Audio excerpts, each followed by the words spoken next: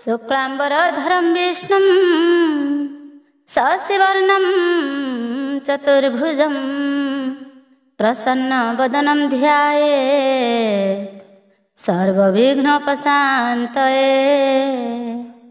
व्यासाय विष्णुरूपाय व्यासरूपाय विष्णवे नमो वै ब्रह्मविधये वसिष्ठाय नमो नमः। आसंतो कार्तिक महात्म्य आरंभ करने पूर्व श्री गणेश स्तुति करवा। जय जय गणनाथ गिरिजानंदन, जय जय गणनाथ प्रभु गजानन। इंदुर बाहन चतुर्भुज लंबोदर, वक्रतुंड कुंतधारी प्रभु गणेश्वर। रत्नर कठौ कंज चरणेश भई, सुवर्ण पईता स्कंधे सदा विराजई। गंडस्थलु मकरंद झरे निरंतर, कंठरे मुकुताहार कर्णरे कुंडल। अमृतर लडु हस्ते धर विश्वमूर्ति, शुद्ध सुवर्ण प्रायक अपघन कांति। अजनी संभूत प्रभु सर्वग्रे पूज्य, दिदंत अंकुश पाश हस्त विघ्न राज। माता आज्ञे द्वार जगी पितृद्रोही हेल, पितांक संगते रण घोर तर कल। कोपचिते महादेव छेदिले मस्तक, परे जानी निज सुत कले मनस्ताप। उपाय खोजिले हर गौरी बसीण, शेषे गज मुंड जोड़ी देले जीवदान। देव देव महादेव देले भावे बर, सिद्धदाता बुद्धिदाता हेल विद्याधर।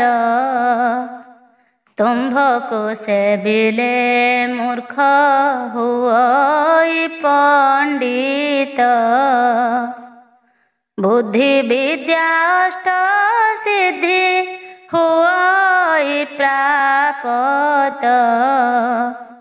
सर्व कार्ये तुम्भ पूजा हुए सर्वग्रे। तुम्भ ठारे जेहु द्रोही मूर्ख हुए भवे। ज्ञाने हराइल ज्येष्ठ भ्रातांको सहजे, कवि पंडित जे आग तुम्भ पाद पूजे। शुक्ल चतुर्थी रे जिए तुम्भ व्रत करे, तार सम पुण्यवंत नाही संसारे। विद्यार भंडार आहे करुणा सागर, असमता केबे नाही दृष्टि रे तुम्भर। ଦେବୀ ପାର୍ବତୀଙ୍କ ଅଙ୍ଗ ମଉଳିରୁ ଜାତ, ତେଣୁ କରି ଖ୍ୟାତ ହେଲ ଅଜନି ସମ୍ଭୂତ। ତୁମ୍ଭକୁ ସେବିଲେ ହର ଗୌରୀ ସନ୍ତୋଷ, ତୁମ୍ଭକୁ ସେବିଲେ ପଞ୍ଚ ଦେବତା ବିତୋଷ। ତାଣ୍ଡବ ନୃତ୍ୟ ଆରମ୍ଭ କଲେ ତ୍ରିଲୋଚନ, ମାତା ଅମ୍ବିକା ଯେ ତହିଁ ଦେଲେ ଯୋଗଦାନ। କାର୍ତ୍ତିକେୟ କାହିଁ ଥିଲେ ଆରମ୍ଭିଲେ ନୃତ୍ୟ, ଧୀରେ ଧୀରେ ଅନ୍ୟମାନେ ତହିଁ ଦେଲେ ଚିତ୍ତ। ପ୍ରଳୟ ଅବଶ୍ୟମ୍ ଭାବି ଜାଣି ଗଜମାଥ, ଢଳି ଢଳି ନୃତ୍ୟ କରି ହେଲ ଉପସ୍ଥିତ। ସକଳଙ୍କ ନୃତ୍ୟରୁ ଯେ କଲେ ନିବାରିତ, ନିଶ୍ଚିନ୍ତ ପ୍ରଳୟେ ବିଘ୍ନ ଘଟିଲା ତୁରିତ। ତେଣୁ କରି ବିଘ୍ନ ରାଜ ନାମ ଦେଲେ ହର, ତୁମ୍ଭକୁ ସେବିଲେ ସର୍ବ ବିଘ୍ନ ହୁଏ ଦୂର। ତୁମ୍ଭର ମହିମା ପ୍ରଭୁ କେବ ନିବ କାହିଁ, ଚରଣେ ଶରଣ ଗଲି କର ମୋତେ ତ୍ରାହି। ଏବେ ଆସନ୍ତୁ ଶୁଣିବା କାର୍ତ୍ତିକ ମହାତ୍ମ୍ୟର 21 ଅଧ୍ୟାୟ କୃଷ୍ଣବେଣୀ ଚରିତ। ପୃଥୁବାଚ ନାରଦଙ୍କ ମୁଖ ପୃଥୁରାଜ ଏହା ଶୁଣି, ବୋଲନ୍ତି ହେ ମୁନି ବର ଶୁଣ ପରିମାଣି। କାର୍ତ୍ତିକ ଧର୍ମର କଥା ଶୁଣି ହେଲି ଖୁସି, ଆଉ କିସ ଥିଲେ ମୁନି କହିବ ପ୍ରକାଶୀ। କାର୍ତ୍ତିକ ମାସରେ ବ୍ରତ ଉପବାସ କରି, କେଉଁମାନେ ଭବ ସଂସାରୁଛନ୍ତି ତରି। ସେହି କଥା ମୁନି ମୋତେ ଜାଣିଥିଲେ କହ, ତବ ମୁଖ ଶୁଣି ମୋର ତୁଟିବ ସନ୍ଦେହ। ନାରଦବାଚ କୃଷ୍ଣ କୃଷ୍ଣ ତନୁଃ ସାକ୍ଷାତ୍ ବେଗି ଦେବ ମାହେଶ୍ୱରୀ, ତତ୍ସଙ୍ଗମ ପ୍ରଭାବାଶ୍ଚ ବକ୍ତୁଂ ଚତୁର୍ମୁଖ। ତଥାପି ତସ୍ତୁମୁତ୍ପତ୍ତି କାର୍ତ୍ତିୟିଷ୍ୟାମି ତାଂ ଶୃଣୁ। ଶୁଣ ହେ ପୃଥୁରାଜ କହନ୍ତି ନାରଦ, କାର୍ତ୍ତିକ ଉଦ୍ଯାପନ ଯେ ଅତି ପୁଣ୍ୟପ୍ରଦ। ସେ କଥା କହିବା ଏବେ ଶୁଣ ମହାରଥ। ପୂର୍ବ କାଳରେ କୃଷ୍ଣ ବେଣୀ ନାମେ ତୀର୍ଥ, ଆଦି ମାସ ରୋହିଣୀ ପ୍ରଥମ ଦିନ ତହିଁ। କୃଷ୍ଣସ୍ତରୀ ପ୍ରାତଃ କାଳେ ସ୍ନାନ ଯେ କରଇ, ତାହାର ସକଳ ପାପ ହୁଅଇ ବିନାଶ। ଅନ୍ତିମେ ବୈକୁଣ୍ଠେ ସୁଖେ କରନ୍ତି ନିବାସ। କୃଷ୍ଣବେଣୀ ତୀର୍ଥ ଫଳ ଅଟଇ ମନ୍ତ, ଯାବତ ଚନ୍ଦ୍ରାର୍କେ ବିଷ୍ଣୁ ଆଳେ କରେ ସ୍ଥିତ। ନାରଦଙ୍କ ଠାରୁ ଶୁଣି ମନ୍ତ ବଚନ, ଶୁଣି ସନ୍ତୋଷ ହୋଇଲା ପୃଥୁରାଜା ମନ। ପୁଣି ପୁଛନ୍ତି ସାଦରେ କହ ମୁନି ବର, ପୂର୍ବେ କୃଷ୍ଣ ବେଣୀ ଉପୁଜିଲା କି ପ୍ରକାର, ସେ କୃଷ୍ଣ ବେଣୀ ତୀର୍ଥର ମହିମା ବଖାଣି।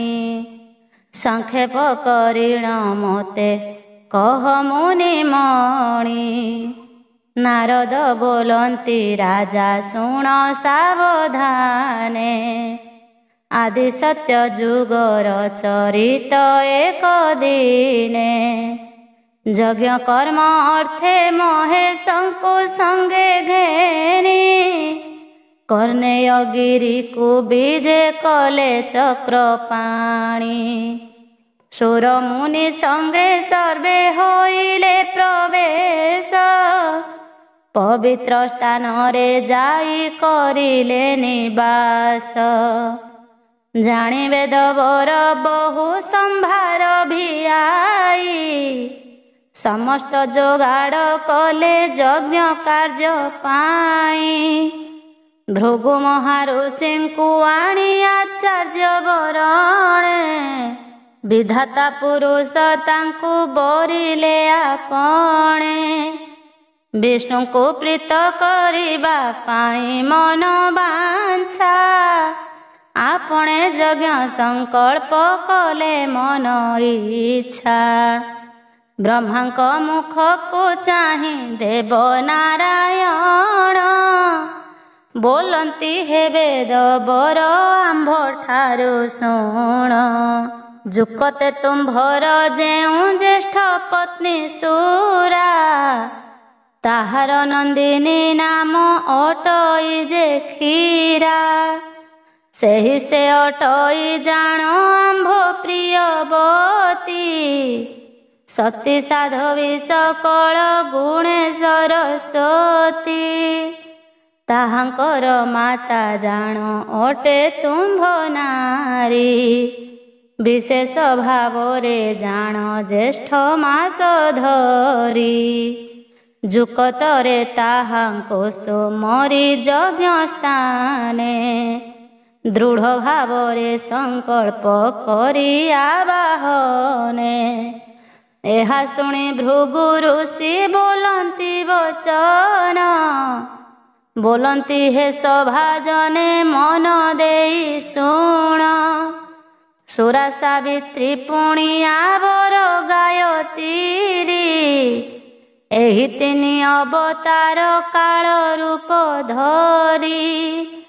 ସୁରା ଅଟନ୍ତି ଯେ ଜାଣ ସାୟ କାଳ ରୂପୀ, ସାବିତ୍ରୀ ଅଟନ୍ତି ଯେ ମଧ୍ୟ କାଳ ଯେ ବ୍ୟାପୀ। ପୁଣି ଯେ ପ୍ରଭାତ କାଳଟି ଗାୟତ୍ରୀ, ଏ ତିନି ଜଣ ଅଟନ୍ତି ବ୍ରହ୍ମାଙ୍କର ନାରୀ। ଏଥକୁ ବିଚାର କର ହୋଇ ସାବଧାନ, ଭୂତ ଭବିଷ୍ୟତ ଯେ ଆବର ବର୍ତ୍ତମାନ। ପ୍ରଥମ କାଳରେ ଜାଣ ସୁମରିଲେ ସନ୍ଧ୍ୟା, ଯେମନ୍ତ ଭାବେ ଯଜ୍ଞ ଆରମ୍ଭ ହେବ ଧନ୍ଦା। ଏଥକୁ ଯେ ତୁମ୍ଭ ମାନେ ମୋର ବୋଲ କର, ଯଜ୍ଞ କାର୍ଯ୍ୟ ପାଇଁ ଯେ ଗାୟତ୍ରୀ ନାମ ଧର। ଶୁଭ ସମୟ ସେ ପ୍ରାତ କାଳ ଦିନ ଆଦି, ସଂକଳ୍ପ ମନରେ ତାଙ୍କୁ ସୁମରିବ ଯଦି। ଯଜ୍ଞ କାର୍ଯ୍ୟ ଗୋଟି ଯେ ହୋଇବ ବିଧି ମତେ, ଯଜ୍ଞ କାର୍ଯ୍ୟରେ ସକଳ କର୍ମ ବିଧି ମତେ। ଭୃଗୁଙ୍କ ଆଜ୍ଞାକୁ ସର୍ବେ କଲେ ସନମତ, ଗାୟତ୍ରୀଙ୍କୁ ମନ ମଧ୍ୟେ ସ୍ମରିଲେ ବିଧାତ। ବ୍ରହ୍ମା ସୁମରନ୍ତେ ଦେବୀ ମିଳିଲେ ହରସେ, ନିଶ୍ଚିନ୍ତେ ଉଭା ବ୍ରହ୍ମାଙ୍କ ଦକ୍ଷିଣ ପାରୁଷେ। ଗାୟତ୍ରୀଙ୍କୁ ସଙ୍ଗତେ ଘେନି ଯେ ବେଦପତି, ଯଜ୍ଞ କାର୍ଯ୍ୟରେ ତାହାଙ୍କୁ ସଂକଳ୍ପ କରାନ୍ତି। ଏମନ୍ତ ସମୟେ ସୌରା ଦେବୀ ଭସ୍ମବତ, ଯଜ୍ଞସ୍ଥାନେ ଆସି ଉପଗତ କସ୍ମାତ୍। ସଭାସଦଙ୍କୁ ଚାହିଁଣ କହେ ସୁରା ଦେବୀ, ସମଦର୍ଶୀ ଗଣେ ଶୁଣ କଥାଏ କହିବି। ମୋହର ବିଚାରେ ତୁମ୍ଭେ ସର୍ବ କଥା ଜାଣ, ତଥାପି କହଇ ପଦେ ମନ ଦେଇ ଶୁଣ। ଯୁକତରେ ତୁମ୍ଭର ଏ ସଞ୍ଚିଲା ଜଗତ, ଜାଣିଥିବ ଯଜ୍ଞର ଯେ କେତେ ବିଧି ମହତ। ଏବେ କିନ୍ତୁ ଏଠାରେ ଅଧର୍ମ କୃତ କଲ, ଜ୍ୟେଷ୍ଠ ଲୋକଙ୍କୁ ଯଜ୍ଞରେ କିମ୍ପାନ କରିଲ। ବିବେକ ପଣ ତୁମ୍ଭର କଲ କେନେ ତେଜା, କେବଳ ଫଳ ପୂଜ୍ୟ ଜନେ କର ପୂଜା। ଯେବଣ ଦେଶରେ ଜାଣ ଏମନ୍ତ ବିଚାର, ଲଘୁତ୍ୱ ଜନଙ୍କୁ ଯେ କରନ୍ତି ସୁପକାର। ସେପରି ଦେଶରେ ଜାଣ ହୁଏ ଧର୍ମ ହାନି, ଉପୁଜେ ଦୁର୍ଭିକ୍ଷ ମୃତ୍ୟୁ ଭୟ ଏହି ତିନି। ଅବହେଳେ ଅପକୀର୍ତ୍ତି ଶୁଭଇ ଜଗତେ, ଅନ୍ୟାୟ କାର୍ଯ୍ୟରୁ ପୂଜଇ ଜାଣ ଏତେ। ଏ ଯଜ୍ଞ ସ୍ଥାନରେ ଜାଣ ଅଛ ଯେତେ ଲୋକ, ମୋର ବିଚାରେ ସମସ୍ତେ ବଡ଼ ଅବିବେକ। ମୁହିଁ ପରା ଜ୍ୟେଷ୍ଠ ଜାଣ ବ୍ରହ୍ମାଙ୍କ ଘରଣୀ, ଗାୟତ୍ରୀ ଅଟଇ ମୋର ସାନ ତପତଣୀ। ନ ଜାଣିବା ପଣେ ତାକୁ ରତି ସଙ୍ଗେ ବରି, କେଉଁ ପ୍ରକାରେ ଯଜ୍ଞ ଆରମ୍ଭ ଅଛ କରି। ଏଣୁ କରି ଅଚେତ ଯେ ଅଟ ସର୍ବଜନ, ମୋହର ସାପକୁ ଏବେ ହେବ ଯୋଗ୍ୟମାନ। ବ୍ରହ୍ମାଙ୍କ ସହିତେ ଯେତେ ଅଛ ସୁର ମୁନି, ଏବେ ମୋହର ସାପକୁ ସର୍ବେ ଥାଅ ଘେନି। ନଦୀ ସ୍ୱରୂପରେ ତୁମ୍ଭେ ମାନେ ଅଷ୍ଟ ଦିଗେ, ବହନ ହୋଇ ଏଠାରୁ ବହି ଯାଅ ବେଗେ। ସୁରାଙ୍କ ଏହି ବଚନ ଶୁଣି କୋପ କରି, ଧିକ୍କାର ବାଣୀ ତାଙ୍କୁ କହିଲେ ଗାୟତ୍ରୀ। ତୋରି ଗୃହସ୍ଥ ଏକା ଅଟନ୍ତି ଯେବି, ମୁହିନି କି ତାହାଙ୍କର କିଛି କି ନୁହଁ। ତହିଁକି ତୋହର ମନେ କଲୁ ଏତେ କୋପ, ଏକୁ ଏକ ସମସ୍ତଙ୍କୁ ଦେଲୁ ଅଭିଶାପ। ଧର୍ମ ପୁରାଣ ସତ୍ୟ ହୋଇଥିବ ଯଦି, ତୁହି ମଧ୍ୟ ତତ୍କ୍ଷଣେ ହୋଇଥାଅ ନଦୀ। ଏହି ପ୍ରକାରେ ପରସ୍ପରଙ୍କର ସାପେ, ସେହି କ୍ଷଣି ସମସ୍ତେ ବହିଲେ ନଦୀ ରୂପେ। ପର୍ବତ ଉପରେ କେହି ରହି ନ ପାରିଲେ, ନଦୀ ହୋଇଣ ଅଷ୍ଟ ଦିଗକୁ ବହିଗଲେ।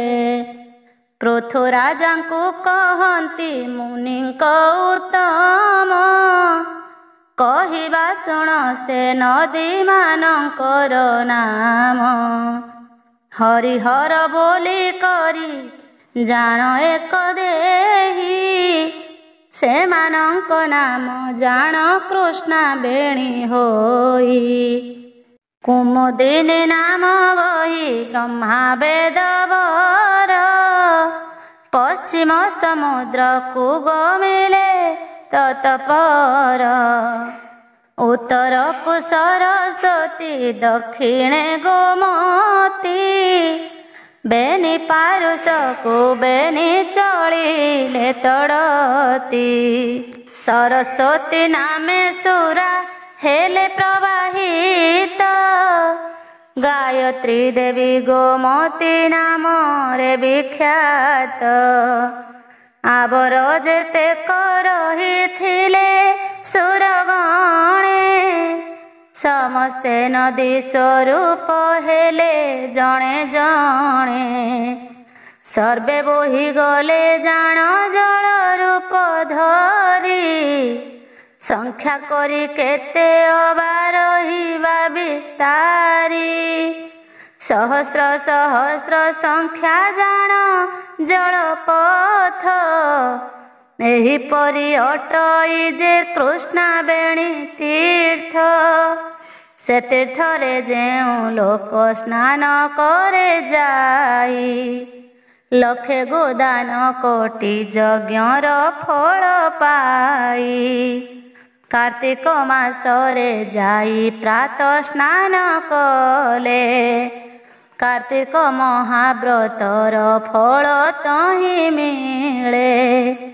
କୃଷ୍ଣାବେଣୀର ଚରିତ ଏ ମନ୍ତଟଇ, କର୍ଣ୍ଣରେ ଶୁଣିଲେ ଆତ୍ମା ପବିତ୍ର ହୁଅଇ। ସଂକଳ୍ପ କରିଣ ଯେହୁ ଶୁଣେ ଚରିତ, କୋଟି ଅଶ୍ୱମେଧ ଯଜ୍ଞ ଫଳ ହୁଏ ପ୍ରାପ୍ତ। ଏଣୁ ସାଧୁ ସୁଜ୍ଞ ଜନେ ବୋଲ ହରି ହରି, ପାପ ତାପ ନାଶ ଯିବ ବୈକୁଣ୍ଠପୁରୀ।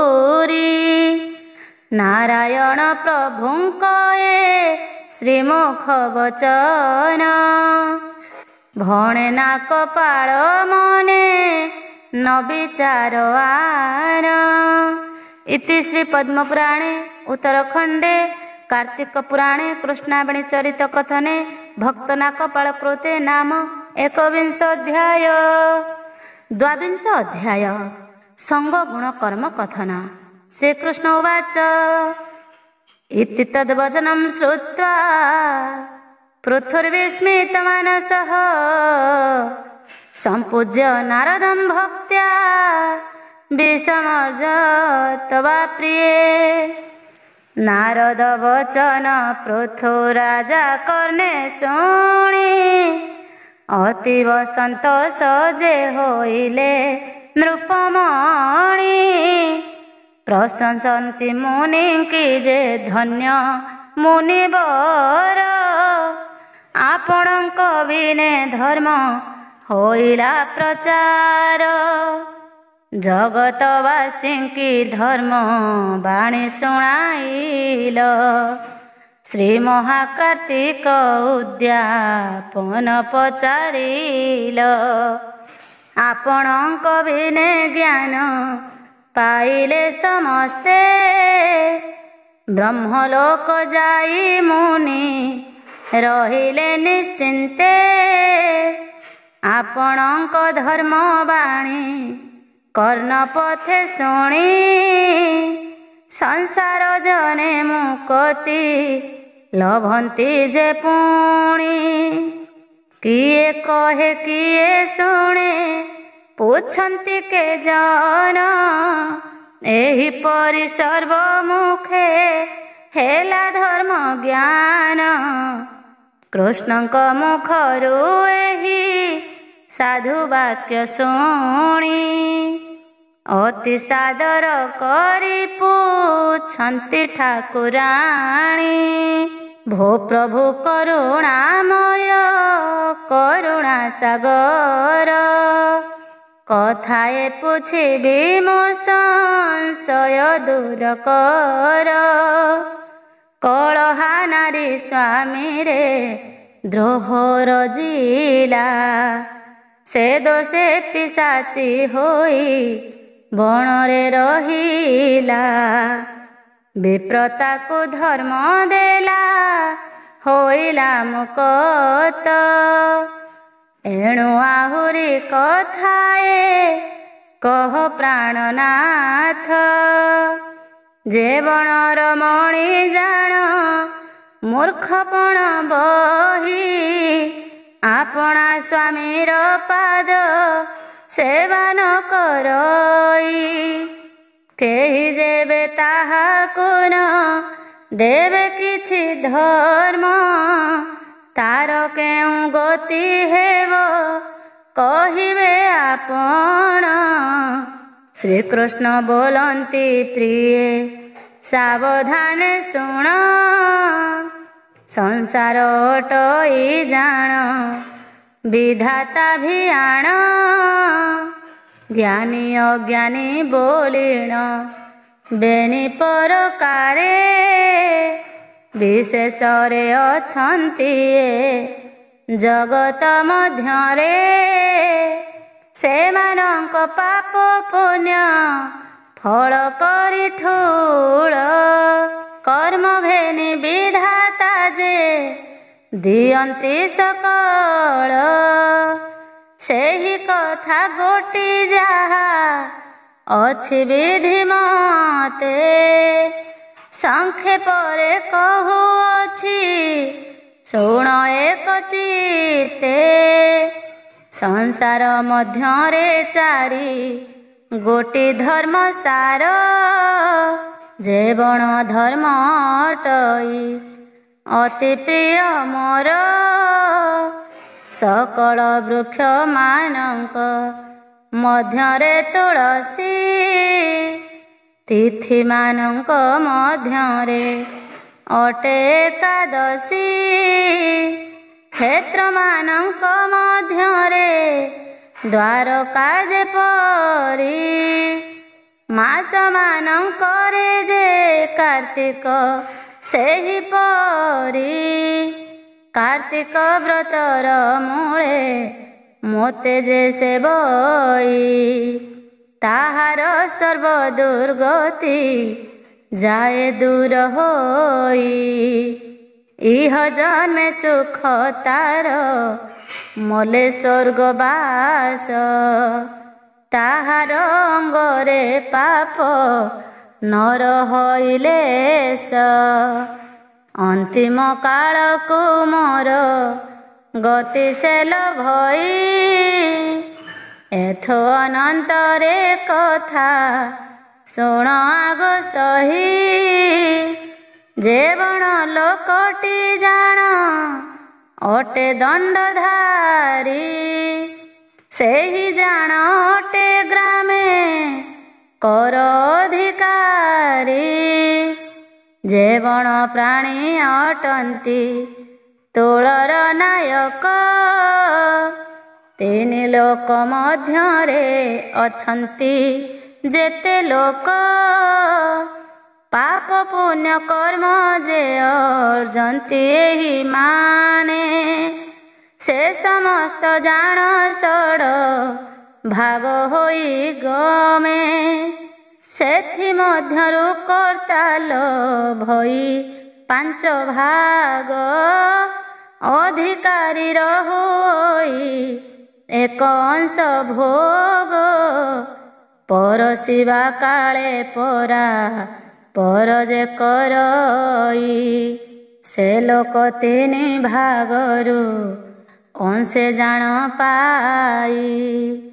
ପାପ ପୁଣ୍ୟ କରମରେ ବୁଦ୍ଧି ଯେ ଦିଅଇ, ସେହିପରି ଲୋକ ଜାଣ ସମଭାଗେ ପାଇ।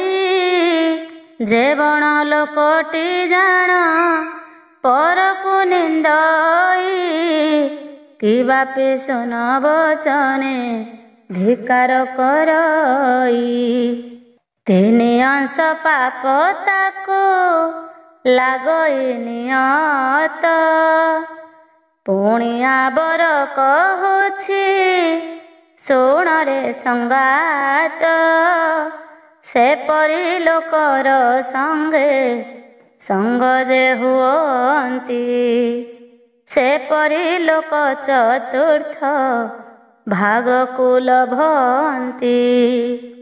ଯେଉଁ ମହାପାପୀ ଜାଣ ସ୍ୱର୍ଣ୍ଣ ଚୋରି କରେ, କିବା ଦ୍ରୋହ କର୍ମ କରି ଥାଇ ଗୁରୁ ଠାରେ। ଆବର ଯେ ବ୍ରହ୍ମଘାତୀ କିବା କୃତ ଘନ, ଏହିପରି ଚାରି ଲୋକଙ୍କର ସଙ୍ଗଜନ। ଏହି ରୂପେ ସେ ପାଞ୍ଚେ ସମ ମହାପାପୀ। ଚତୁର୍ଥ ଅଂଶ ଅଟନ୍ତି ଜାଣ ଅନ୍ୟ ରୂପୀ। ଯେ ବଣ ଲୋକଟି ଜାଣ ପରଦ୍ରବ୍ୟ ହରେ। କିଏ ବା ଅଧର୍ମପଣ କହି ଚୋରି କରେ। ଦାମ୍ଭିକ ପଣେ କିବା ଅଧର୍ମେ ହରେ ଚିତ୍ତ। କିବା ଅଟନ୍ତି ଗୃହିଣୀ ପୁତ୍ର ଶିଷ୍ୟ ଭୃତ୍ୟ। ଏହି ମାନେ ଯେ ସୁଚିତେ ସେବା ଅନୁକ୍ରମେ। କାରିଣୀ ହୁଅନ୍ତି ଏକା ପ୍ରଭୁଙ୍କର ଧର୍ମେ। ଦାନ ଦେଇ ହରଣ କରନ୍ତି ଜାଣ ଯେହୁ। ଉଭୟ ପାପରେ ଭାଗୀ ଅଟନ୍ତି ସେହୁ। ଗୃହ କର୍ମେ ଥାଇ ପାପ କର୍ମ ଯେ କରଇ। ଷଡ଼ ମହାପାପରେ ସେ ଗଣନା ହୁଅଇ। ଋଣ କରି ଶୁଝି ନ ପାରି ଯେ ଯାଏ ମରି। ଦୁଃଖ ପାଉଥାଏ ନର୍କ କୁଣ୍ଡେ ପଡ଼ି କରି। ଇଷ୍ଟ ଦେବଙ୍କ ନିମନ୍ତେ ମାଗି ଆଣି ଦ୍ରବ୍ୟ। ଲୋଭ ପରବ ସେ ଜାଣ ହରଇ ସେ ସର୍ବ। ଦେବା ଧର୍ମ ଗୋଟି ଜାଣ ଦାତାକୁ ମିଳଇ। ଯେତେ ପରିମାଣେ ପାପ ଗ୍ରହିତା ଭୋଗଇ। ଏହି ପରକାରେ ଯେତେ ପାପ ପୁଣ୍ୟମାନ। ଜଗତ ମଧ୍ୟରେ ହେଉ ଥାଏ ନିଶିଦିନ। ଏହିପରି ଏକ ଆରେ କରେ କର୍ମ ମେଣ୍ଟି। ବିଧାତା ପୁରୁଷ ତାହା ଦେଉଥାଇ ବାଣ୍ଟି। କେବଳ ଅଟଇ ଜାଣ କଲା କର୍ମ ସାର।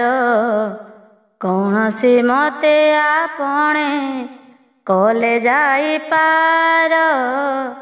ଏହି ପରକାରେ ହୋଇ ଜାଣ ପାପ ପୁଣ୍ୟେ। ସଂସାରରେ ଆତଜାତ ହେଉଥାନ୍ତି ଜନେ। କର୍ମମୟ ରଥେ ବସି ଆତଜାତ ହୁଅନ୍ତି। ସ୍ୱର୍ଗ ନର୍କ ବେନି ପଥେ ଗମନ କରନ୍ତି। ସାଧୁ ଅସାଧୁ ସଙ୍ଗର ଫଳ ଯେ ପ୍ରକାର। ବିଧାତା ପୁରୁଷ ତାହା କରନ୍ତି ବିଚାର। ସେହି ପଥେ ପ୍ରାଣୀ ହୁଅନ୍ତି ଆତଜାତ। ସତ୍ୟଭାମାଙ୍କୁ କହିଲେ ପ୍ରଭୁ ଜଗନ୍ନାଥ। ଭବ ସଂସାରକୁ ଯେ ସାଗର ବୋଲି କହି।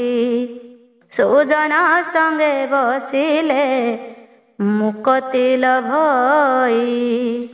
ଶୁଣିଲ ତ ସାଧୁ ଜନେ ଏ ଅମିୟ ବାଣୀ।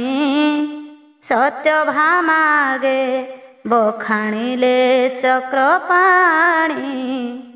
ସେ ଚରିତ ପଦ ଛନ୍ଦେ ହୋଇଛି ବର୍ଣ୍ଣନ। ମୁକ୍ତିର ଭଣ୍ଡାର ଏ କାର୍ତ୍ତିକ ପୁରାଣ। ପଦ୍ମ ପୁରାଣ ଉତ୍ତର ଖଣ୍ଡର ଏ ବାଣୀ। କାର୍ତ୍ତିକ ମହାବ୍ରତରେ କହୁଛି ବରଣୀ। ଶୁଦ୍ଧ ମନେ ଶୁଣ ବସି କାର୍ତ୍ତିକ ପୁରାଣ। ତୁଳସୀ ବୃକ୍ଷ ମୂଳରେ ଦିଅ ଦୀପ ଦାନ। ଇହ ଜନ୍ମ ସୁଖ ଅନ୍ତେ ପାଇବ ମୁକ୍ତି। ହରି ନାମ ସଂକୀର୍ତ୍ତନେ ଦିଅ ଚିତ୍ତ ମତି। ହରି ବୋଲ ହୁଳ ହୁଳି ଦିଅ ଉଚ୍ଚ ସ୍ୱରେ। ସ୍ନାନ ଶୁଚିମନ୍ତ ହୋଇ ବିଶୁଦ୍ଧ ମନରେ। ଅଧ୍ୟା ଶେଷରେ ଡାକିବ ତ୍ରାହି ନାରାୟଣ। ଭକତି ଭରେ ସେବିବ ଗୁରୁଙ୍କ ଚରଣ। ଦିବସକୁ ଏକ ଅଧ୍ୟା କର୍ଣ୍ଣ ପଥେ ଶୁଣି। ଅତିଥିଙ୍କୁ ଅନ୍ନଦାନ ଦେବ ଆତ୍ମା ଚିହ୍ନି। ଇହ ଜନ୍ମେ ସୁଖ ଅନ୍ତେ ବୈକୁଣ୍ଠେ ବସିବ। ଭଣେ ନା କପାଳ ସତ୍ୟ ବାଣୀ ଅଟେ ଧ୍ରୁବ। ଇତି ଶ୍ରୀ ପଦ୍ମପୁରାଣେ ଉତ୍ତରଖଣ୍ଡେ कार्तिक पुराणे संगकर्म कथने भक्तना कपाल कृते नाम द्वाविंशोऽध्याय। त्रयोविंश अध्याय धनेश्वर विप्रचरित। श्री भगवान उवाच कार्तिक व्रते संसर्ग पापिष्ठस्य मोक्षणम् भक्तुं धनेश्वर कथां प्रस्तौति भगवान शुभम्। सत्यामुख चाहिण कहन्ति लोकेश्वर एथु तारे सजनी रे शुण आन गीर। सुजन संगतरे रहिबा फल पाई से कथा कहिबा एबे शुण मन देई। एकई ब्राह्मण पूर्वे अवंती नगर घर करिथिला तार नाम धनेश्वर। विद्या न पढ़िय साधु बालक संगते संग होई ग्रामांतरे बुलुथाई नित्य। फिम्पी बाटुली ताहार हस्ते धरी थाई वृक्ष तले अनुसरी पक्षींकी मारई। केवण पक्षींको पुणी बंदी करी पोषी ताहा सकाशरे पुणी बहु जीवनासी। द्यूत सकटा पसान टनाट्यादि करी दिन हरू थाए सेहु बाळुंगांक परी। स्नान भोजन ताहार केबे नाही श्रम बाळुत काळरू एही परी से बंचुछि। जुवा बयस हेबारु हेला महाबली सुजन जनक संगे करे नित्य कली। असाधु संगते सदा संग होई थाए सुजन जनक संगे करे नित्य कली। असाधु संगते सदा संग होई थाई सुजन देखिले बहु निंदा से करई। बेपार बणिज कला कुटुंब निमन्ते रस गुण रंग काष्ठ अंगारादि जेते। आबर पुणी दारु गंध कला खलुहा बोझेई करी बलद पृष्ठे भड़ा बुहा। चर्म पादुका सहिते सबु आणे किणी आमिष पदार्थ मान मुंडे बोही आणी। गोमेश छागल मान बिकई से नीते ପରଧନ ଲୋଭ ପାଇଁ ଖେଳେ ନୀତି ଦ୍ୟୁତେ, ନିରତେ ପର ପଦାର୍ଥେ ସଦା ତାର ମନ, ଦୁର୍ଜନ ପଣେ କହଇ ମିଥ୍ୟା କଥା ମାନ, ଯେତିକି ଉଦାର ସେହି ସେତିକି କୃପଣ, ଦେଲେ ସେ ଦିଅଇ ବେଶ୍ୟା ଘରେ ନୀତି ଧନ, ଏହି ପ୍ରକାରେ ତାର ବହୁଦିନ ଗଲା, ତହୁଁ ପରେ ଯାହା ହେଲା ଶୁଣ କହୁଁ ଭଲା, ଏକଦା ସମୟେ ବିପ୍ର ବାଣିଜ୍ୟ ନିମନ୍ତେ ବିଦେଶକୁ ଯିବା ପାଇଁ ବିଚାରିଲା ଚିତ୍ତେ, ବଳଦ ପୃଷ୍ଠରେ ଦ୍ରବ୍ୟ ମାନ ବୋଝ କଲା, ବାଣିଜ୍ୟ ନିମନ୍ତେ ଅନ୍ୟ ଦେଶକୁ ସେ ଗଲା, ମହାସତୀ ବୋଲିଣ ଯେ ଏକ ନଗ୍ର ନାମ, ବେନି ଯୋଜନ ବିସ୍ତାର ଅଟଇ ସେ ଗ୍ରାମ, ସେହି ନଗରେ ବ୍ରାହ୍ମଣ ପ୍ରବେଶିଲା ଯାଇ, ଏଥୁ ତାରେ ଯାହା ହେଲା ଶୁଣ ମନ ଦେଇ, ସେହି ଦେଶ ସମୁଦ୍ରର ଉତ୍ତର ଭାଗରେ ନର୍ମଦା ବୋଲି କରିଣ ଏକ ନଦୀ ତୀରେ, ଦୂର ଦେଶ ବିପ୍ରମାନେ ସେହିଠାରେ ଆସି ବ୍ରତ କରନ୍ତି କାର୍ତ୍ତିକ କୃତ ଏକାଦଶୀ, ସଂକଳ୍ପ କରି ସେଠାରେ ଅଛନ୍ତି ସମସ୍ତେ, ତାଙ୍କୁ ଦେଖି ଧନେଶ୍ୱର ବିଚାରିଲା ଚିତ୍ତେ, ଏବେ ମୁହିଁ ଏମାନଙ୍କ ନିକଟରେ ରହି ଆଣିଲା ଦ୍ରବ୍ୟ ମାନ ବିକିବି ଯହିଁ ତହିଁ, ଏହି କଥା ଗୋଟି ବିପ୍ର ବିଚାରି ମନରେ ଆଶ୍ରମ କରି ରହିଲା ସେହି ନଦୀ ତୀରେ, ବିପ୍ରମାନଙ୍କ ନିକଟେ ଗୃହ ଏକ ରଚି, ସଉଦା ପଦାର୍ଥ ମାନ ଯତ୍ନେ ତହିଁ ରଖି, ନୀତି ପ୍ରତି ସେଠାରେ କରଇ ବିକା କିଣା, ଦିନୁ ଦିନ ତହୁଁ ଲୁବ୍ଧ ପାଇ ସେ ପୁରୁଣା,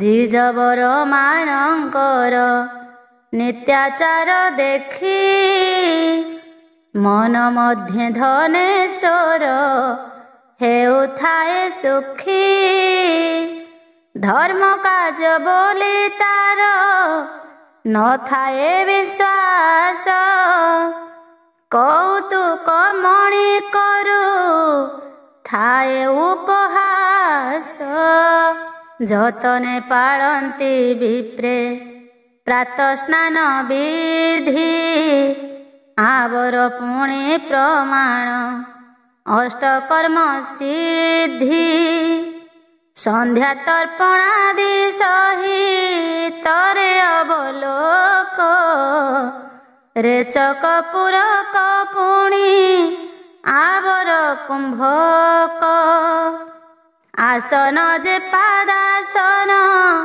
ପୁଣି ଜପ ତପ, ବିବିଧ ପ୍ରକାରେ ପୂଜା করে ବିଷ୍ଣୁ ରୂପ, ବିଷ୍ଣୁ ରୂପକୁ ସ୍ଥାପିଣ ପବିତ୍ର ଆସନେ, ଧୂପ ଦୀପ ଦେଇ ପୂଜା ଆନନ୍ଦିତ ମନେ, ଗନ୍ଧ ଚନ୍ଦନ ସହିତେ ପୁଣି ପୁଷ୍ପ ଫଳ, ଆନନ୍ଦ ମନେ ନିବେଶି ନୈବେଦ୍ୟ ଜଳ ଯତନ କରି ତୁଳସୀ ବୃକ୍ଷ ମୂଳେ ସ୍ଥାପି ପୂଜନ୍ତି ବ୍ରାହ୍ମଣ ମାନେ ପ୍ରଭୁ ବିଶ୍ୱରୂପୀ।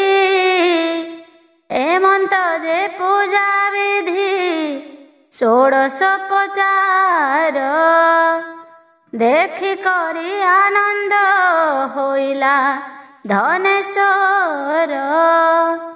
ତାକୁ ଜଣା ନାହିଁ ଯେ ନିଗମ ଇତିହାସ ସେହି କି ବୁଝିପାରିବ ଅର୍ଥ ଉପଦେଶ। କେବଳ ସେ ଦ୍ୱିଜଙ୍କର ବେଦ ମନ୍ତ୍ର ବାଣୀ ମନେ ମନେ ଆନନ୍ଦିତ ହେଉଥାଏ ଶୁଣି। ତାହାଙ୍କୁ ଦେଖି ଆପଣେ ନିତ୍ୟ ପ୍ରାତଃ କାଳେ ସ୍ନାନ ଶୁଚିମନ୍ତ ହେଉ ଥାଏ ଶୀତ ଜଳେ। ଆପଣେ ମଧ୍ୟ ବିପ୍ରଙ୍କ ପରିକର୍ମ ହେଜି ନିର୍ମଳ ଭାବେ ରନ୍ଧନ କରି ଅନ୍ନ ଭୁଞ୍ଜି ବେପାର ନିମନ୍ତେ ତେଣେ ବୁଲି ଯାଇ ଆନନ୍ଦେ କାର୍ତ୍ତିକ କୃତ ବ୍ରତ ଦେଖୁଥାଇ। ପୁଣ୍ୟ ମାସେ ବ୍ରତୀ ମାନେ ଆପଣାର କର୍ମ ଦିନକୁ ଦିନ କରନ୍ତି ବହୁ ଆୟୋଜନ। ଏହିପରି ଏକ ମାସ ହୋଇଲା ସମ୍ପୂର୍ଣ୍ଣ ଆରମ୍ଭ ହେଲା କାର୍ତ୍ତିକ ବ୍ରତ ଉଦ୍ଯାପନ। ବହୁ ଉତ୍ସବ ବେଭାରେ ସେହି ନଦୀ ତୀରେ ବିଷ୍ଣୁ ପୂଜା କଲେ ସର୍ବ ଆନନ୍ଦ ମନରେ। ନାରାୟଣଙ୍କ ଚରିତ ଗୁଣ ଗୀତ ଗାଇ ରାତି ପୁହାଇଲେ ସର୍ବେ ଉଜାଗର ହୋଇ। ଯତନ କରି ଦୀପ ବସାଇ ଗୁଆ ଘୃତେ ପ୍ରେମ ଭକ୍ତିରେ ମାତିଲେ ବାଦ୍ୟ ନୃତ୍ୟ ଗୀତେ। ବେଦୀ ଉପରେ କରି ତୁଳସୀ ଆରୋପଣ ଭକ୍ତି ଭରେ ପୂଜା କଲେ ଲକ୍ଷ୍ମୀ ନାରାୟଣ। ଏମନ୍ତ ବ୍ୟବହାର ଦେଖି ବିପ୍ର ଧନେଶ୍ୱର ତାଙ୍କ ପରି ଆପଣେ ରହିଲେ ଉଜାଗର। ପ୍ରଭାତ ହେବାରୁ ଶୀଘ୍ର ନିତ୍ୟ କର୍ମ ସାରି ଆନନ୍ଦେ ପାକ ନ ଭୁଞ୍ଜିଲା ସୁସ୍ଥ କରି। ଆର ଦିନ ଘରକୁ ଯେ ଯିବାକୁ ପାଞ୍ଚିଲା ଏଥୁ ଅନନ୍ତରେ ପୁଣ ଯେଉଁ କୃତ୍ୟ ହେଲା। ସେହି ଦିନ ରଜନୀରେ ସର୍ପ ଏକ ଆସି ଶୟନ କାଳେ ଧନେଶ୍ୱରକୁ ଦେଲା ଧ୍ୱଂସୀ। ସର୍ପ ବିଘାତରେ ଭୟ ପାଇ ଧନେଶ୍ୱର ସମସ୍ତ ତୀର୍ଥବାସୀଙ୍କୁ ରାଇଲା ପାଶର। କହି ସେ ସର୍ପାଘାତ ହେଲା ମୋତେ ରାତ୍ରେ ଶୁଣି ଅତି ବିସ୍ମିତ ହୋଇଲେ ସର୍ବେ ଚିତ୍ତେ। ଅନେକ ମତେ ବିଷ ନାଶନ ବୁଦ୍ଧି କରି ତଥାପି କେବେ ହେଁ ବିଷ ନ ପାରିଲେ ହରି। ବିଫଳ ହେବାରୁ ସର୍ବେ କଲେ ହାହାକାର ସେହି କ୍ଷଣି ପ୍ରାଣ ଛାଡ଼ିଲା ସେ ଧନେଶ୍ୱର।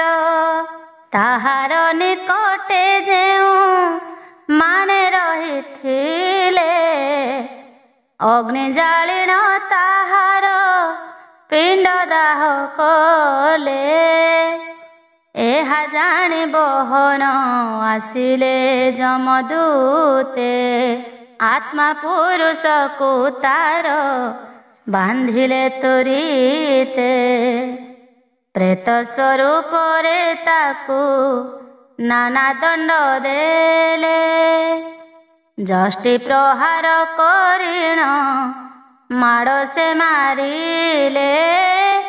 ଚର୍ମ ଫାଶ ଦେଇ ତାର ଗଳାକୁ ବାନ୍ଧିଲେ, ତପତ ଅଙ୍ଗାର ତାର ମୁହେଁ ପୁରାଇଲେ। କଣ୍ଟା ଛାଟେ ମାଡ଼ ଦେଇ ନେଲେ ଘୋଷାରିଣ, ଉପସ୍ଥିତ କଲେ ଯହିଁ ଥିଲେ ଜନ୍ତୁରାଣ। ବିପ୍ରକୁ ଦେଖିଣ ଚିତ୍ର ଗୁପ୍ତ କୋପ କଲେ, ଆଖି ଲାଲ କରି ତାକୁ ଧିକ୍କାରି କହିଲେ। ଯମ ବୋଇଲେ ବିପ୍ର କରିଛ କି ପାପ, ନ ବୁଝି ବିଚାରି କିମ୍ପା କରୁଅଛ ପାପ। ଯମକୁ ଚାହିଁ କରଣେ କହିଲେ ଅଦ୍ୟାପି, ଏ ବ୍ରାହ୍ମଣ ଅଟେ ବ୍ରହ୍ମ ଘାତି ମହାପାପୀ। ଜୀବନରେ ହତ୍ୟା ଜାଣ କରିଅଛି ଯେତେ, କଳଣା ନ ଯାଏ ପାପ ମାନ ନାନା ମତେ। ଗୋଟି ଗୋଟି କରି କେହୁ ସଂକ୍ଷେପି କହିବ, କହି ବସିଲେ ସତେ ବରଷେ ନ ସରିବ। ଚିତ୍ରଗୁପ୍ତଙ୍କ ଠାରୁ ଏ ବଚନ ଶୁଣି, ସକ୍ରୋଧେ ଆଦେଶ ଦେଲେ କାଳଦଣ୍ଡ ପାଣି। ବୋଇଲେ ରେ ପ୍ରେତ ଗଣେ ଏ ପାପୀକି ନିଅ, ଅଣ ଉପ୍ରୋଧନ କରି ଦଣ୍ଡ ତାକୁ ଦିଅ। ତପ୍ତ ଚିକଣ ଦେଇ ପକାଅ କୁମ୍ଭୀ ପାକେ, ପଡ଼ିଥାଉ ଏ ପାପିଷ୍ଠ ଯାବତ ଚନ୍ଦ୍ରାର୍କେ। ଯମଙ୍କ ଆଦେଶ ପାଇ ଦୂତଗଣ ମାନେ, ଧନେଶ୍ୱର ବ୍ରାହ୍ମଣକୁ ଆଣିଲେ ବହନେ। ଉପ୍ରୋଧନ କରି ଦୂତେ ଦଣ୍ଡ ଦେଲେ ନେଇ, ଦେଖି କରି ଧନେଶ୍ୱର ଭୟରେ କମ୍ପଇ। ଆହେ ପ୍ରଭୁ ନାରାୟଣ ଜଗତ ଠାକୁର, ଭଣେ ନା କପାଳ ବାରେ ଆସି ରକ୍ଷା କର। ଇତି ଶ୍ରୀ ପଦ୍ମପୁରାଣେ ଉତ୍ତରଖଣ୍ଡେ कार्तिक पुराणे धनेश्वर विप्रचरिते भक्तना कपाल कृते नाम त्रयोविंशोऽध्याय।